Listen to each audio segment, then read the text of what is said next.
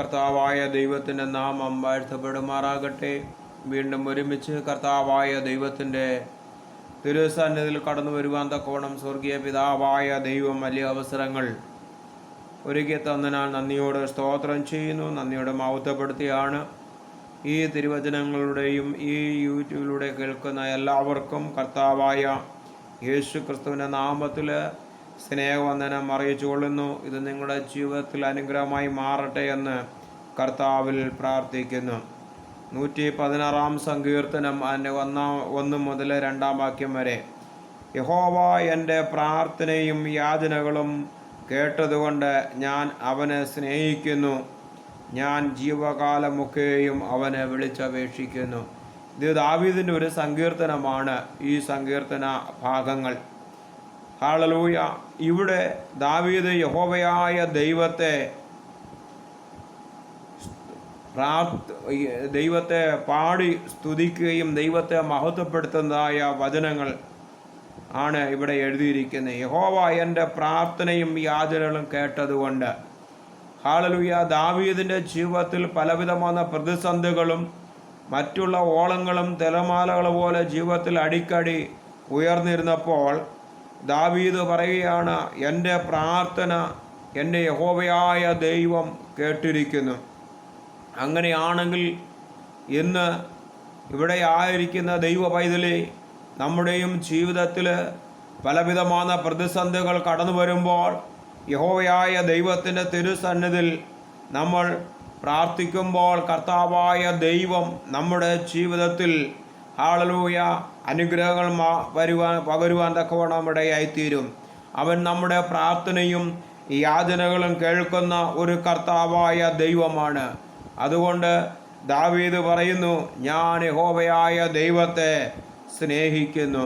ഇന്നും നമ്മുടെ ജീവിതത്തിനകത്ത് നമ്മൾ കർത്താവായ ദൈവത്തിൻ്റെ തിരുസന്നിധിയിൽ പ്രാർത്ഥിക്കുമ്പോൾ ആ പ്രാർത്ഥന ദൈവത്തോട് എത്രത്തോളം അടുത്തിരിക്കുന്നുവോ അത്രത്തോളം നമ്മൾ അടുത്തിരിക്കുമ്പോൾ കർത്താവായ ദൈവം നമ്മളെ സ്നേഹിക്കുവാൻ തക്കവണ്ണം ഇടയായിത്തീരും.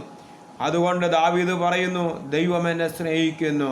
ഇന്ന് ഹല്ലേലൂയ നമ്മളെയും സ്നേഹിക്കുവാൻ സ്വർഗീയ പിതാവാ ദൈവം സർവശക്തനായ ദൈവമാണ്. അതുകൊണ്ട് ഈ ദിനങ്ങളിൽ കർത്താവായ ദൈവത്തിൻ്റെ പാദപീഠത്തിൽ പ്രാർത്ഥനയോടെ നമ്മൾ ഉറ്റിരിക്കുകയാണെങ്കിൽ, ജാഗരിച്ചിരിക്കുകയാണെങ്കിൽ തീർച്ചയായും നമ്മുടെ പ്രാർത്ഥനയ്ക്ക് യഹോവയായ ദൈവം മറുപടി തരുവാൻ തക്കവണ്ണം ഇടയായിത്തീരും. ഇവിടെ ദാവീദിൻ്റെ ജീവിതത്തിലും യഹോവയായ ദൈവം മറുപടി കൊടുക്കുവാൻ തക്കവണ്ണം ഇടയായിത്തീർന്നു.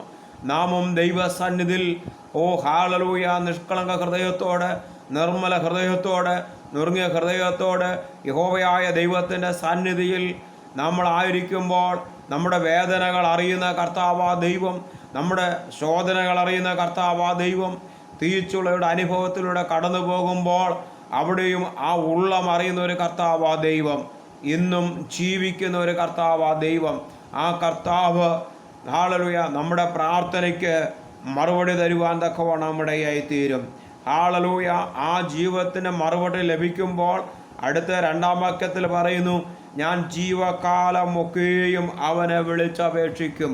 അപ്പോൾ യഹോവയായ ദൈവം ദാവീദിൻ്റെ ജീവിതത്തിൽ ചെയ്ത ആ ഉപകാരങ്ങളും വാഗ്ദത്തങ്ങളും ഓർത്തുകൊണ്ട് ജീവിതകാലമൊക്കെയും അവനെ വിളിച്ചപേക്ഷിക്കും. ഇന്നും ഹല്ലേലൂയ ദൈവ പൈതലേ, യഹോവയായ ദൈവത്തിൻ്റെ സന്നിധിയിൽ നമ്മൾ പ്രാർത്ഥിക്കുമ്പോൾ നമുക്ക് മുടങ്ങിക്കിടക്കുന്ന ദൈവിക വാഗ്ദത്തങ്ങൾ, ഹല്ലേലൂയ തലമുറകൾ അനുഗ്രഹങ്ങൾ, അവിടെയൊക്കെ ദൈവത്തിൻ്റെ വൻ പദ്ധതികൾ നിറവേറുമ്പോൾ നാം ദൈവസന്നിധിയിൽ കർത്താവായ ദൈവം നമുക്ക് ആയുസ് തരുന്ന നാൾ വരെയും യഹോവയായ ദൈവത്തെ നാം സ്തുതിക്കേണ്ടത് ഏറ്റവും ആവശ്യമാണ്. ദൈവത്തോട് അടുക്കേണ്ടത് ഏറ്റവും ആവശ്യമാണ്. പ്രാർത്ഥന ഒരിക്കലും കുറയാൻ പാടില്ല. പ്രാർത്ഥന നമ്മൾ പ്രാർത്ഥന നമ്മുടെ ജീവിതത്തിൽ വർദ്ധിച്ചു വരേണ്ടത് ഏറ്റവും ആവശ്യമാണ്.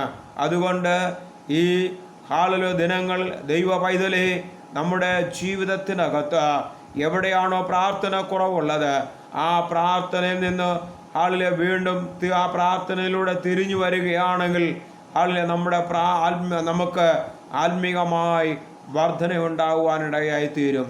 സഹോദരന്മാരെ, സഹോദരികളെ, ഹാളലൂയ, അപ്പച്ചന്മാരെ, കർത്താവായ ദൈവം നമ്മുടെ ജീവിതത്തിൽ വലിയവ ചെയ്യുമാറാകട്ടെ. അതുകൊണ്ട് ഈ ദിനങ്ങളിൽ കർത്താവായ ദൈവത്തിൻ്റെ തിരുസന്നിധിയിൽ നമുക്ക് ഒന്നും കൂടെ അടുക്കാം. അവിടെ ദൈവത്തിൻ്റെ പ്രവൃത്തി, ദൈവത്തിൻ്റെ വാഗ്ദത്വവും നിറവേറട്ടെ.